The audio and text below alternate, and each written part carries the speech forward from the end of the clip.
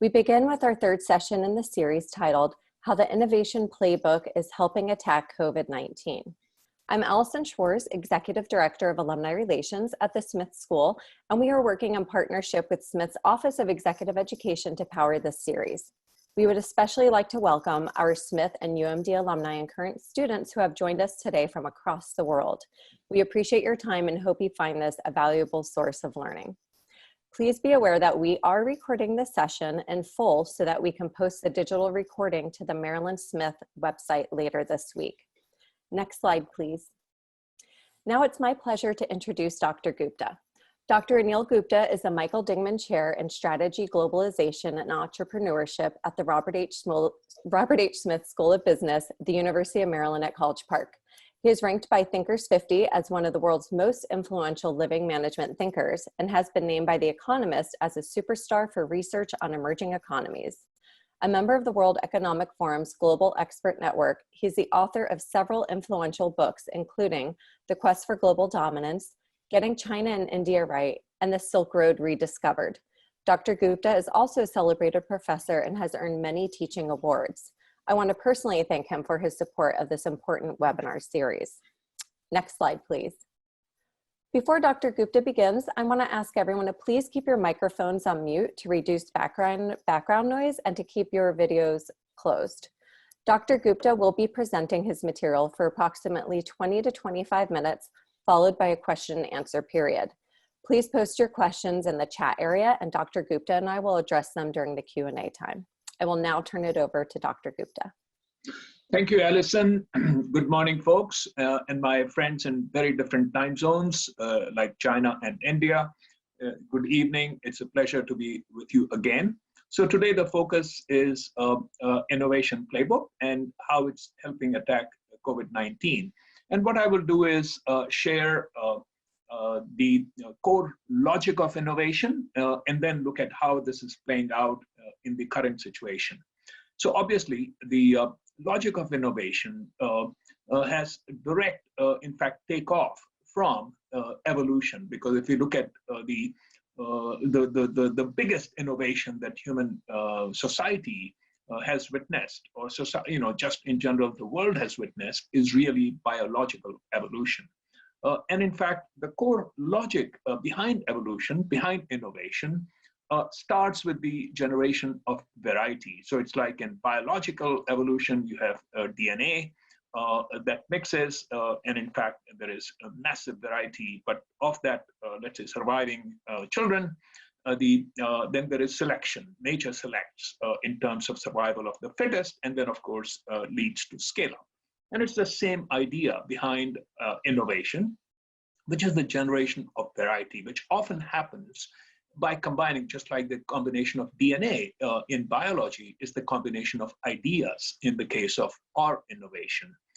And those ideas can be, let's say, very pedestrian in terms of the origin of those ideas, but the innovation can be profound. For example, just take the lowly sandpaper.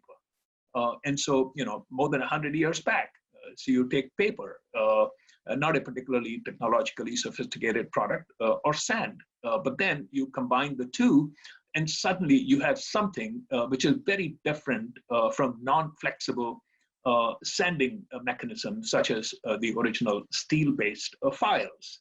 Or, for instance, you look at the electric toothbrush. Of course, toothbrushes have been around and batteries have been around. But you combine the two, and certainly you get something profoundly different. Or you look at the automated teller machines. Obviously, computing had been around and tellers had been around, but now you combine the function of tellers with computing. Or you look at the electric cars. Obviously, cars have been around. Lithium-ion batteries or other types of batteries have been around, but you combine the two. And then, of course, in the batteries and the car, you combine hardware and software. So therefore, when we look at how the innovation playbook is helping attack COVID-19, the starting point would be really the integration of technology and how that is how people around the world are using, application of novel technologies. And the starting point, obviously, the biggest one would be to look at AI. And the AI has gone through many different ups and downs And then the old era of AI, for instance, before the 1990s, was really that could really do nothing in the current context of COVID-19, because the old AI was that you have to first know what the logic is, and then you feed that logic into computing systems, which then try to mimic human behavior. Whereas the new era of AI, reinforcement learning, is actually completely different. Think about the new era of AI, the neural networks, is that imagine, in fact, a child, and you get to the child 100 or 1,000 different picture cards, and you don't say the details of the picture cards. You just say, this card has a cat, and this card does not have a cat. And you don't tell the child what a cat looks like, but you do that 100 times or 1,000 times, and the child figures out, learning from the ground up, ground level reality, cat, no cat, as to what is a cat look like. And then you give the 1001 card and ask the kid, is this a cat or not a cat? And the kid should be able to tell, would be able to tell what is a cat and what is not a cat. So this is the new era where, in fact, human beings are not inputting into the computing system knowledge, but the system itself learns from the ground level reality. It gets trained. So that's what we mean by the training today's algorithms.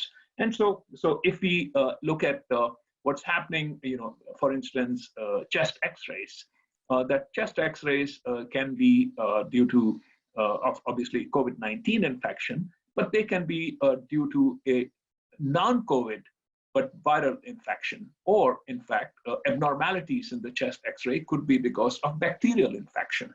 And obviously, X-rays can be done faster, and they are vastly cheaper than CT images, and they also give less radiation to the person. Can we figure out, knowing from labeled X-rays, COVID and not COVID, in terms of, and train AI to distinguish, classify between a COVID-based infection versus other types of infection. And so that's where, and in fact, what's interesting is that people around the world who have images, X-ray images that are labeled, they are contributing those images to open source, data sets that are available to everybody. And then people are using that data on labeled X-rays to develop algorithms which can then help spot COVID-19 and distinguish it. And then they're putting those algorithms back into the open source system for others to use. Other examples is, so for instance, somebody gets infected by COVID-19. Now we know already that some people actually have very little symptoms or very mild symptoms. Others develop serious respiratory disease. Can AI help distinguish? So therefore, in this system, what's happening is that the people or the scientists, they have data, and then they combine serious respiratory disease versus non-serious, and they combine it with data on other factors, medical history or other factors about the individual, various enzymes, etc., and then to be able to predict who will develop a serious illness and who will not. Or, for example, obviously, in terms of developing, finding out therapies. So you have hydroxychloroquine, you have anti-HIV, anti-AIDS drugs, or other treatments that need to be tested in terms of which works and which doesn't work. And you train the AI to figure that out. Another interesting example, not technologically very profound, but at the same time of massive help, is, for instance, Partners Healthcare, which is an urgent care system jointly owned by Brigham and Women's and Mass General in Boston, that you have thousands of people calling to figure out, I have some symptoms, I need to be tested. Now, obviously, if you have human beings trying to sort out, do that kind of triage, it can overwhelm the system. But if you develop an AI-driven automated tool, which can be on the mobile or it can be on a PC, to be able to say, okay, you need to come in for a checkup, and You don't need to just stay at home. And so that's another. Other ways in which technology is working in the current situation is really speeding up the introduction of robotics. So obviously rooms need to get disinfected, and you have UVC light, which is known to be a disinfectant against viruses, against bacteria, and using robotics naturally helps in terms of speeding up without putting human beings at risk. So you look at the delivery of medicines inside the hospital. Once again, you are taking away risk from humans and speeding up the process of medical care.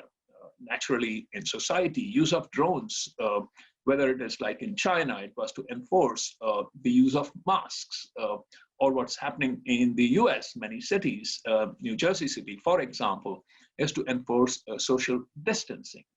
You have driverless vehicles. So you take the case of Mayo Clinic, that inside the facilities, you need to transport, X to Y, from location X to location Y.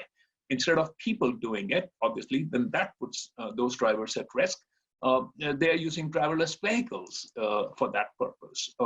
Another example of bringing technology to known problems is contact tracing. So very recently, Google and Apple have announced a joint project whereby, of course, infected people have to opt in.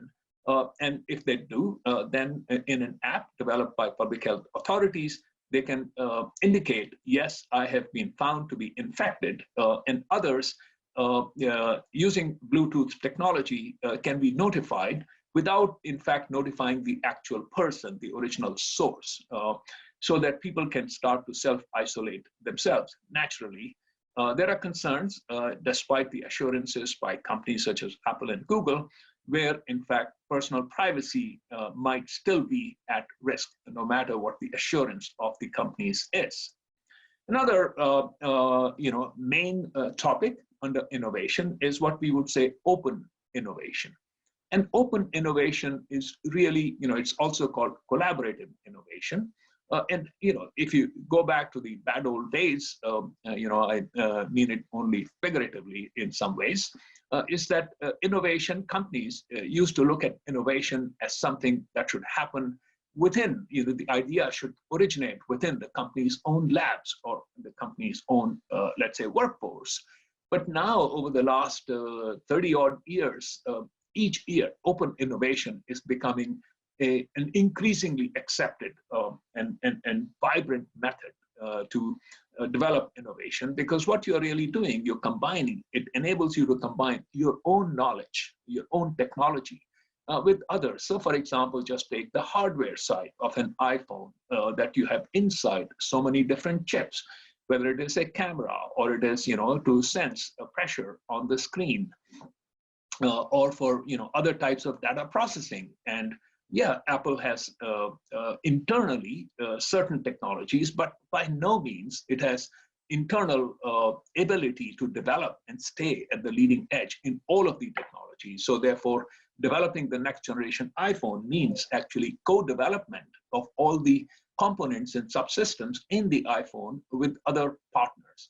Or of course, you look at the App Store, that you have millions of apps. Ultimately, that's what consumers buy the iPhone for, not because it's a piece of hardware. And all of these apps, these millions of apps, is innovation, because that's where software resides besides the iOS. And no way that Apple internally could do all of that innovation on the app side by itself. So these are examples of open innovations. How is that playing out in the context of COVID-19? I take some interesting examples. So one is coming from UK, University of Cambridge, is what's called the COVID Moonshot Project. And it's managed by a startup company that is linked to the University of Cambridge. And what they're doing is to crowdsource design. This is for therapy.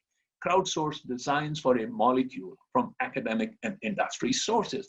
And just look at, in a matter of days and weeks, how, this is what I mean by diversity and acceleration of innovation that happens through open innovation, through collaborative innovation. that they have already received 3,500 designs from around the world. Only 32 of them are duplicates. And obviously, this is variety generation. Not all of these ideas will be selected, if you will. It's like survival of the fittest. But starting from this kind of variety significantly increases the probability that a fantastically promising idea may emerge. As other examples of how open innovation is playing out in the current situation. So, obviously the whole medical system is at risk of being hacked. And do we want that? We never want hacking in any case, in any aspect of the society and economy. But in the current situation, hacking of medical systems is particularly dangerous. And so cybersecurity experts from around the world have created CTI League for cyber threat intelligence. 400 volunteers with expertise in cybersecurity from major companies such as Microsoft and Amazon from 40 plus countries. And what is their top priorities? Fight hacking against medical facilities and other frontline responders. The other example of open innovation, in this case, I would say it's not going to really attack COVID-19 because it's a longer term project, but it's triggered by COVID-19 and it's aimed at future pandemics, led by company C3.ai. But then they have partnerships. It's called, the Digital Transformation Institute, and they have partnership with major universities and major companies. Once again, collaborative, and it's aimed at future pandemics. They have announced they will give 26 grants annually, each up to $500,000, and then, of course, access to computing resources, such as supercomputers at University of Illinois, at University of California, Berkeley. And again, the findings will be made public. The last point I will cover, and then we can open up to Q&A. Another major mechanism, if you will, approach to innovation is design thinking. And of course, Apple in every which way has led the implementation of design thinking ideas. But what is the main logic behind design thinking is really user-centric. In the extreme, and I like to use the concept of zero distance, is that, and zero distance, I use the word distance in an abstract way, that it's not just physical distance, but also, economic distance. Is the product or service cheap enough? Or maybe, in fact, if it is leading edge and, technologically, absolutely at the very top, that does it create enough willingness on the part of the customer to pay? Emotional distance, is this just an engineering product, or is this also cool, beautiful, excites the person? Behavioral distance, will the customer, the user, use this product the way it is designed to be used? Cognitive, we believe that this product or service will do X. Does the user also, in fact, think the same way? So if you can eliminate all of this distance, and that's very, very hard, that's when you come up with fundamentally novel product, novel service. Just take the first iPhone. That before the touch screen, you had to figure out how to let's say go to the internet or do this or that. Or even get your email here, just touch. So imagine the removal of distance, and it's beautiful. Removal of emotional distance. So it's not just a technological product, but it's also just almost like a work of art. You look at the removal of physical distance in an Apple store. So that's what I mean by innovation led by design thinking. And in the current situation, this is an extremely interesting example.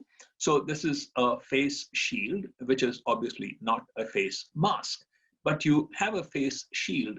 When it is worn over a face mask, it provides significantly added protection, especially to medical workers when they're trying to, for instance, intubate, to put a ventilator tube in a patient, they are at serious risk of being infected.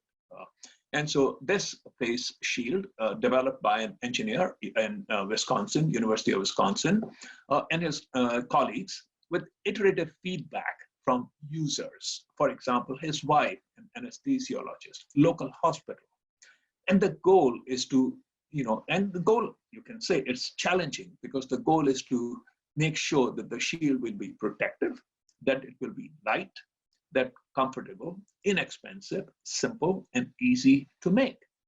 And they came up with, after lots of trial and error, but very rapidly, 3 components: just the plastic shield, a self-adhesive polyurethane foam, and straps. And the shield is obviously to be worn over a face mask. It meets medical standards. And they put the design out into open source, so anybody can use this without worrying about IP violation. And picked up by Ford Motor Company to manufacture 100,000 units per week. So this is an example of how design thinking is playing out in the current situation. And this is a picture of at the hospital, the medical workers, healthcare workers actually using the shield. You can see, that because it is comfortable, it can be worn for a much longer period of time. And obviously, the mask inside would get infected over time. But having the shield outside itself provides double protection. So that's what I mean by bringing design thinking into the current situation. So with that, we can open up to Q&A, and I'd love to get into a dialogue on any questions that you might have. Absolutely. Thank you so much, Dr. Gupta. We have our first question here. What type of role do you think blockchain technology can play during this crisis? So the blockchain technology, its primary value lies in fact, when you have, say, transactions between parties, that those transactions, that they get encrypted and they get recorded in the blockchain, so that you cannot go back and change the history. So it's the security that blockchain brings to this process. And so the biggest uses of blockchain is really in transactions.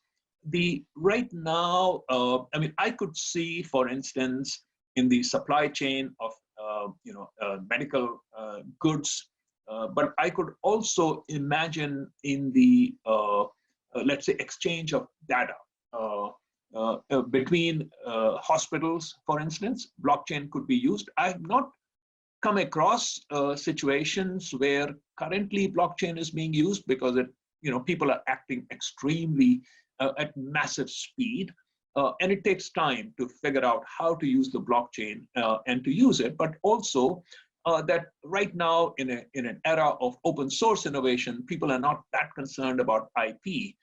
So right now, there is, let's say, blockchain is not something that I have seen being used in a, let's say, at scale. Okay, this goes right into our next question. So how will open innovation balance with intellectual property laws, balancing altruism and crisis with business models and that patent innovation? Yeah. So that's actually a very, very important aspect of open innovation, because naturally, you are, by definition, when we say open innovation, you are sharing your IP with others. And so, if we can look at the use of open innovation approach historically over the last, 20, 30 years, is that there are some contexts where IP is fundamentally not an issue, because the people who manage that particular, let's say, product or service view it as a public good. A good example of that would be Wikipedia, where obviously there are contributors. Anybody, you or me, can go and contribute, agree, disagree, delete, edit. Of course, there are mechanisms to make sure that through the crowdsourcing method, the surviving edits, if you will, are trustworthy. But IP protection is not a goal because they're not trying to make money. On the other hand, in cases like, for instance, Apple's hardware or the App Store software, all of that is very much, it's driven by companies. It's not a not-for-profit situation. And so there, the IP issues get handled. Obviously, they have to be handled in advance and ex ante. So therefore, if you want to put an app onto the Apple's App Store, you develop an app, whether it's for gaming or something else, yoga, then Apple has terms and conditions which dictate that the revenue, obviously, if the app is free, then Apple wouldn't get any cut. But if the app is going to charge people for something to download the app or to use the app, then already, in fact, in advance how the revenue will be shared. And that's a mechanism for, kind of monetizing the IP. Naturally, in the case of hardware that goes inside the iPhone, various chip makers and Apple itself, they are sharing the IP, but there you have patent protections as a mechanism to protect your IP, and then agreements about how do you get paid. So you supply semiconductor chips to Apple. In many cases, you get paid based on a certain formula, certain percentage of the revenue that Apple will make from the sales of the iPhone. So on the IP side, it's both protecting your IP, and then, of course, monetizing the IP in the for-profit situations. Yes. Okay. What would be the scope of enterprise systems like Salesforce in the next 2 years, given the COVID situation? Yeah. So I think, in the COVID situation, one thing that we can observe is that the whole process of going from physical to digital, that was already an ongoing trend, but that has gotten accelerated. And it has been accelerated in almost everything, And we saw, of course, the use of AI, use of robotics, use of drones, and so on earlier in the examples that I gave.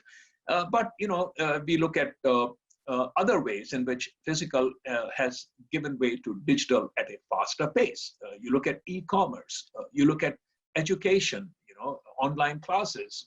Obviously, at some point, classes in universities and schools will go back to physical, but fundamentally, the current experience will lead to a greater reliance on online education. So if you will, the share of online to total education hours will increase. We see that happening in the case of telemedicine. There was an ongoing trend. But now there's far greater experience and acceptance of telemedicine. So when the dust has settled from COVID-19, we would find that both sides, the providers and the users, are far more comfortable. So the share of telemedicine in healthcare will increase. And so, of course, Salesforce, what Salesforce has been doing is, again, it's purely a digital service.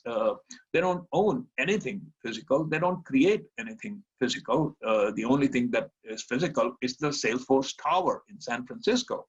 That's about it. And so in the current situation, with COVID-19, will the reliance on services like Salesforce accelerate or move at a faster pace? Absolutely. So I think, obviously, I don't want to be giving investment advice, but if we say that when the dust settles, which companies will come out stronger, it would be companies that already are the leaders in digitization of our lives and our work, and Salesforce is one of them. So we're seeing a lot of collaborations right now driven by COVID-19 urgent needs, for example, in academia, as you mentioned, the online classes. How can we ensure such collaborations are maintained after COVID-19 urgency diminishes? Yes, so of course, in open economies, the government cannot really dictate, and certainly if we are talking about cross-border, cross-national, no government, whether it's the Chinese government or the American government, has the power to dictate cross-border collaboration in any way. But what will happen is the academia has always been a lot more, collaborative innovation, open source innovation, if you will, because when an academic scientist comes up with something, a novel idea, novel technology, novel test, they naturally they publish it, and because that's how otherwise you're singing in a forest and nobody's around and nobody cares, nobody knows what you're doing. So therefore the way you get recognition as a scientist, as an academic or scientist, academic or industry, is actually to convert your idea into public good by publishing. So that is and collaboration also just among authors, among scientists, has been on the rise, cross-border collaboration. So I think that will continue, except that it gets accelerated. Collaboration among people in industry, naturally, that's not a public good. Companies, for them, their ideas is private good. But at the same time, companies themselves and the scientists working for companies, they are learning the art and science of collaboration rapidly across borders with vast numbers of people. Will it remain as open as today? Probably not, because COVID-19 is a pandemic, it's a global crisis. And so companies are willing to do a lot without worrying about profits. But when the dust settles, yes, compared to 2019, in 2021, will collaboration be more? The answer is absolutely yes. Okay, thank you. Someone asked, I'm interested in the crowdsourcing for establishing collaborative innovation platforms, such as the example in UK open source innovation. What are the key enablers for open innovation platforms to be successful in your expertise? Yeah, so obviously reliance on the cloud fundamentally, if the data, for instance, or the code that you write, that all of that, if it sits on the cloud, naturally it eliminates and certainly reduces the friction of idea in the movement of ideas. So the cloud, just like in all other walks of life, whether it's streaming a Netflix movie or collaborating around science, the cloud is a major, let's say, remover of friction. The other aspect, of course, the cloud is not just data centers, but also standardization, of whether it's a standardization of the operating systems for the cloud, standardization of say applications that sit on the cloud, and so I think that kind of a reliance on data centers, but also standardization of applications, that the goal is to eliminate friction. And I think the more you eliminate friction, subject to naturally protection of IP as and when needed, really is the way to leverage the power of the cloud. Could AI prevent next viruses, and how could it help countries to act in a more effective mode? Yeah, so I think there is what I would say is the silver lining for all of us, because the current pandemic, the COVID-19 pandemic, the power of technology that scientists are bringing to it all around the world, and in terms of being, and AI is playing a huge big role. For instance, can you predict and again, AI is being used to, can you predict that if some virus is detected in some corner of the world, can you build models to predict, how rapidly will it spread? Social distancing, what kind of social distancing mechanisms are more useful, whether it is a top-down command and control driven social distancing, like in China or in India currently, versus more, let's say, voluntary mechanisms, like in much of the US and in Europe and elsewhere. So, what kind of mechanisms work? Testing for antibodies. And once again, there are many different types of tests. AI is being used to figure out in terms of if somebody gets infected, are they likely to become seriously ill or only moderately ill, et cetera, et cetera. So as AI, the power of AI, but also other mechanisms get applied to the current situation, all of that becomes essentially humanity's knowledge base, humanity's tools.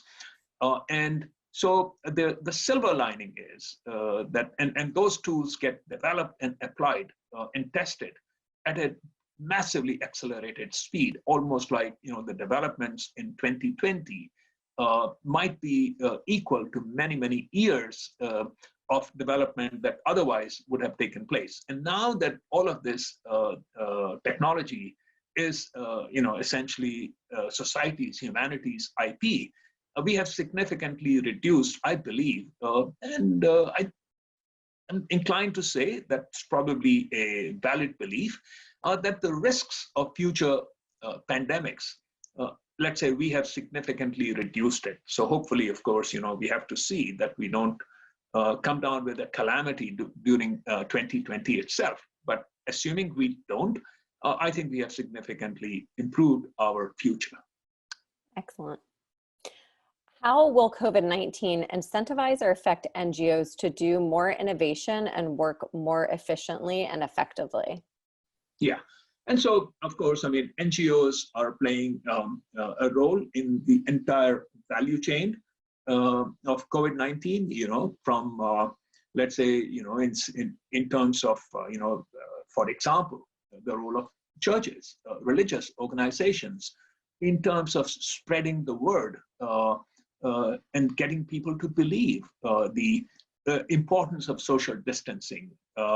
To, on the other side, if you look at, perhaps in some ways an extreme example, but a very powerful example of NGOs playing a role, is the Gates Foundation. And so Bill Gates announced, I think it was last week, but just maybe 2 weeks back, that the Gates Foundation will invest billions of dollars to back the production, massive scale production of 7 different vaccines, because ultimately it's really immunization that will get us out of the current situation.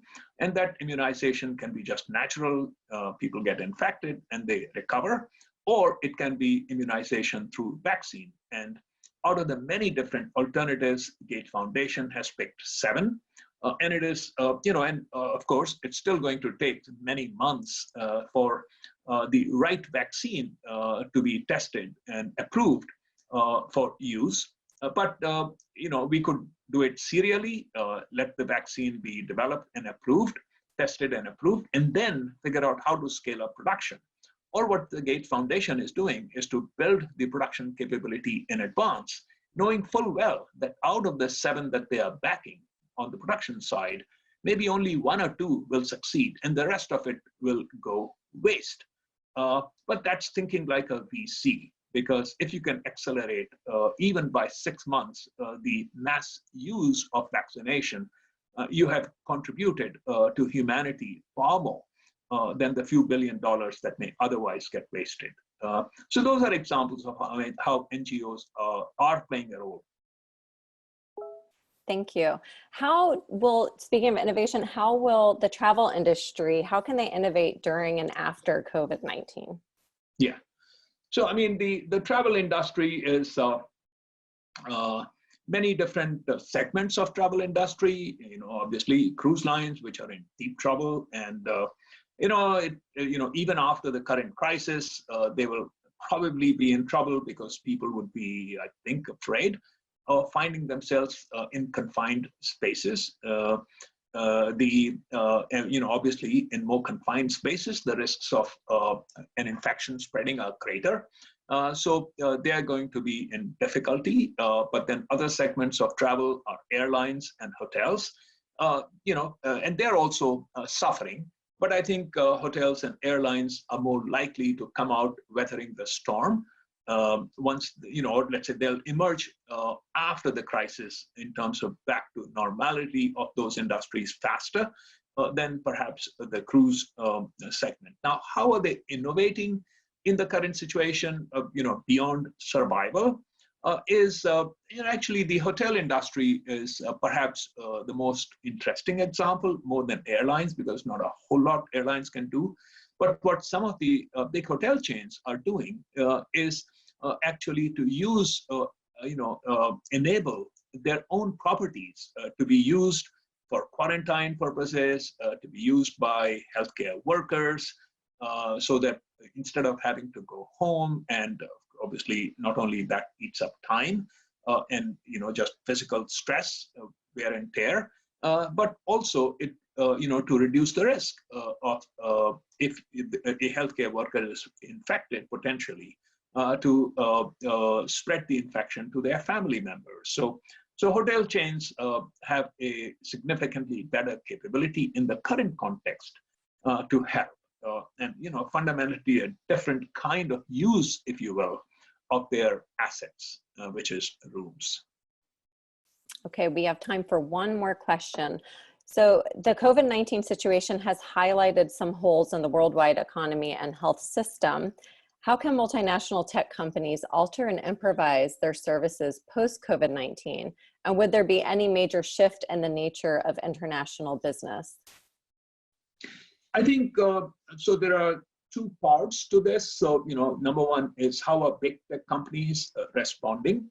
And then what will be the impact of COVID-19 on, say, international business or multinational corporations, or more broadly, globalization? I think how multinational companies are helping, of course, we could look at either on the IT side, software companies, software hardware, whether it's companies like Apple and Facebook and so on, or on the other side, you have, of course, life sciences, biotech companies. And so biotech companies I already talked about, and of course, they're all global.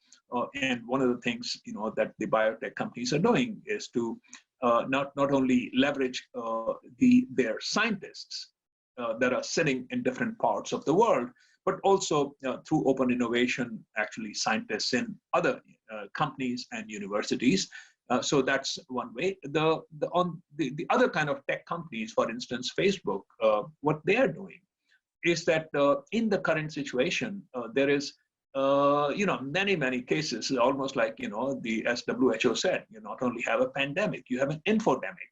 And you have massive amount of, let's say, fake news, and not necessarily intentional, but it could be unintentional, but just misleading news, misleading ideas. And companies like Facebook are playing a role here in terms of sifting through what people should see first. Can you develop some kind of trust measures in terms of the information that people get? Very important, and these tech companies are already, in fact, implementing those. And it's reasonable to say that when the dust settles, the big tech will actually be bigger and more powerful. Second question on the future of the multinational corporation, globalization. I think when the dust settles, the world will be very different. But the future of multinational corporations still is very bright. It will be a different kind of future. And, for instance, essentially physical trade in goods, whether it is finished goods or intermediate goods, that all the things that go inside an iPhone, for instance, various chips, types of chips, etc. So instead of distributed supply chains, what we will have is more like domesticated or regional supply chains. So trade in physical goods has already been coming down, but will come down even more. But what we will see is companies that are multinational companies that still have production centers in all the key regions of the world, whether it is in China or India or Southeast Asia or Europe, and so on, that you will have domesticated or regional production centers that are owned by the multinational company, or they have contracts with suppliers, with contract manufacturers. But then what will flow across countries will not be physical goods, but what will flow is capital and technology. So that you can have local production of Tesla cars in China. I'll just use Tesla as an example. But what flows from the US to China is really capital and technology and know-how. Production is mostly local for local. So I think this kind of a digital globalization is the future, and actually it will be a brighter future because there is no end to digital globalization, unlike say physical globalization through trade in goods. Thank you so much, Dr. Gupta. I really appreciate you sharing your insights on this hot topic. We have many questions, but unfortunately we have to wrap up now.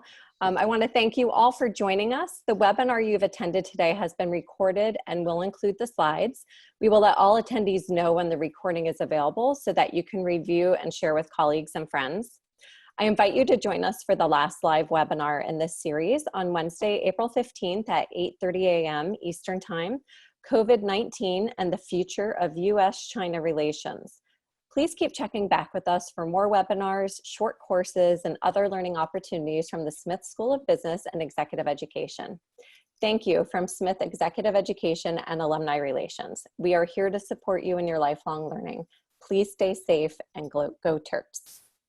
Thank you. Thank you.